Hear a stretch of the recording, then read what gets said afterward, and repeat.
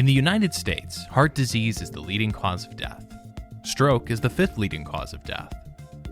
The deaths are caused not just by the disease itself, but also by the aftermath.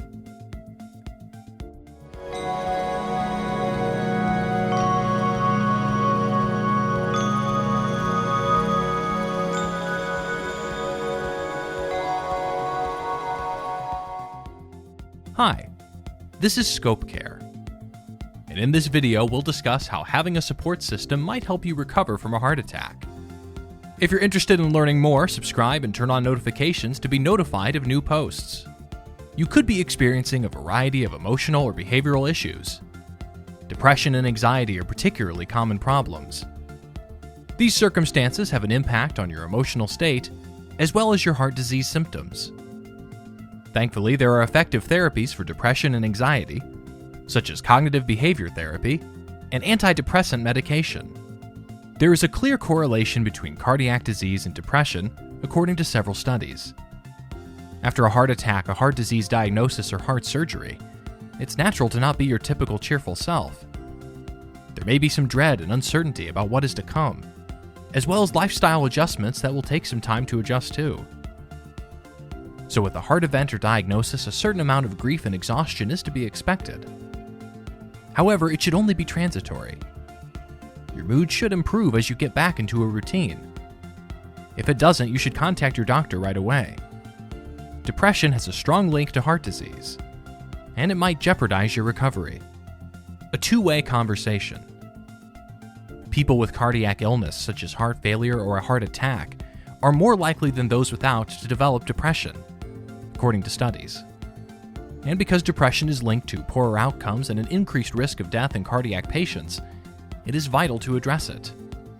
Some people's sadness may be caused by something related to a cardiac event, such as physical symptoms, drug reactions, recovery, lifestyle changes, or feeling overwhelmed. That comes from health psychologist Carolyn Fisher, PhD. Depression and heart disease also have an inverse relationship. Someone who has had a history of depression is more likely to have a heart attack. Mentally and physically, I'm bouncing back mindset. Because our brains and bodies are so intertwined, sadness can have a variety of effects on how a person heals following a heart attack or surgery. It may reduce their drive to take their prescriptions, eat nutritious foods, or get up and exercise, for example. If you or a loved one has recently had a heart attack or surgery, it's crucial to keep track of how your mental health is recovering. It may appear straightforward, but it's often easier said than done. Many patients have a long history of playing the role of helper or provider, and the thought of taking care of themselves may feel strange, she says. After a heart attack, take care of yourself by eating a nutritious diet, getting enough sleep, exercising regularly, and not drinking or smoking excessively. Saying no to obligations that exhaust you or make you feel overwhelmed. Prioritizing things that you enjoy and practicing relaxation techniques are all examples of self-care. A cardiac rehabilitation program may be recommended by your doctor to help you understand nutrition, make sustainable healthy behavior changes, maintain safe activity levels, and improve the quality of your daily life. Please give this video a thumbs up. Let us know what we should talk about next in the comments area below. When should you seek assistance? It's natural for someone's thoughts to move to death following a life-threatening event like a heart attack, according to Dr. Fisher. What to look out for is if these ideas become overwhelming, or if the individual begins to consider suicide, she explains. Following heart surgery, a heart attack, or another heart ailment, you may have the following symptoms of clinical depression. Withdrawal from people and activities is a common symptom of depression. Daily tasks are difficult to do. Not getting pleasure from things that used to make you happy. Suicidal sentiments or ideas. If your symptoms last longer than a few weeks, consult your general care physician or a cardiologist. He or she will inquire about your experiences and make recommendations for next measures. Dr. Fisher says, I encourage patients to use their support system. It might be difficult for many people after a heart attack to ask for help when they need it, but it is vital that they feel supported. It will be easier to stick to your heart disease treatment plan if you address these issues. Any concerns you have about your psychological well-being can be assessed by your healthcare expert, such as your GP or cardiac rehabilitation nurse. Changing your way of life. A lack of dedication to a heart-healthy lifestyle is one of the leading causes of these figures. Your lifestyle is both your best protection and your responsibility in the fight against heart disease and stroke. The following suggestions are part of a heart-healthy lifestyle.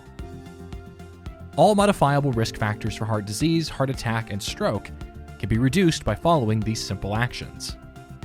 Quit smoking. Quit smoking if you're a smoker. Encourage anyone who smokes in your home to give up. We understand how difficult it is. However, recovering from a heart attack or stroke, as well as living with chronic heart disease, is more difficult. Make the decision to stop smoking. If you require assistance, we are here to assist you. Choose healthy eating habits. One of the most effective weapons in the fight against cardiovascular disease is a healthy diet. Other controllable risk factors, including cholesterol, blood pressure, diabetes, and obesity, can be influenced by the food you eat and how much of it you eat.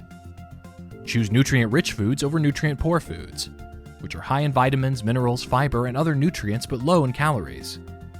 Choose a diet that emphasizes vegetables, fruits, and whole grains, as well as low-fat dairy products, chicken, fish, legumes, non-tropical vegetable oils, and nuts, while limiting sweets, sugar-sweetened beverages, and red meat consumption. Also, to maintain a healthy weight, make sure your food and physical activity levels are in sync, so you're burning as many calories as you're consuming. High cholesterol levels in the blood. A buildup of fat in your arteries is a recipe for disaster. It may cause a heart attack or stroke at some point in the future. Reduce your saturated fat, trans fat, and cholesterol intake, and get some exercise. If diet and exercise alone aren't enough to lower those numbers, medication may be the answer. Take it exactly as directed by the doctor. Here's how to figure out where those numbers should be. Total cholesterol. The following equation is used to compute your total cholesterol score. HDL plus LDL plus 20% of your triglyceride level. LDL cholesterol, low-density lipoprotein, is bad cholesterol. A low LDL cholesterol level is thought to be beneficial to heart health. According to the latest guidelines from the American Heart Association, your LDL value should no longer be the primary consideration in guiding treatment to avoid heart attack and stroke. The guidelines state that patients using statins are no longer required to lower their LDL cholesterol levels to a set target level. LDL cholesterol can be raised by lifestyle factors such as a diet heavy in saturated and trans fats. HDL cholesterol, high-density lipoprotein cholesterol, is good cholesterol. And greater levels are usually better.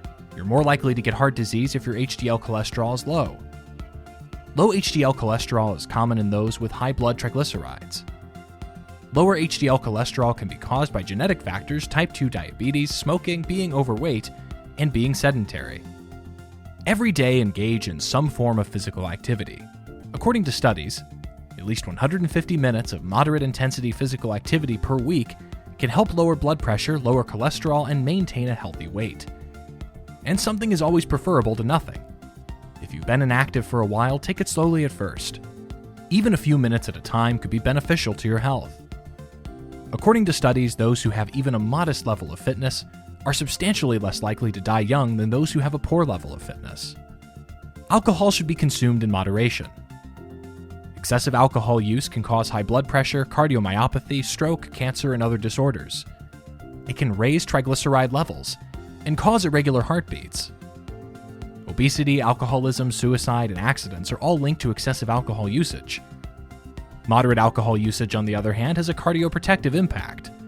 Limit your alcohol consumption to no more than 2 drinks per day for men and 1 drink per day for women if you drink. 1 drink is defined as 1.5 fluid ounces of 80 proof alcohol such as bourbon, scotch, vodka, gin, and other similar spirits, 5 fluid ounces of wine, or 12 fluid ounces of ordinary beer, according to the National Institute on Alcohol Abuse and Alcoholism. It's not a good idea for non-drinkers to start drinking, or for drinkers to increase their consumption. Following a diagnosis of a heart ailment or heart disease, many people are concerned about their relationships. It can alter how you see yourself as a person and your place in the home or family, as well as cause depression. Interactions with partners as well as relationships with friends and family can be very crucial in helping someone who is living with heart disease. That's it for today's video. If you want to see more, subscribe and click the notification button to get notified whenever a new video is released. This is Scope Care, and we'll see you in the next video.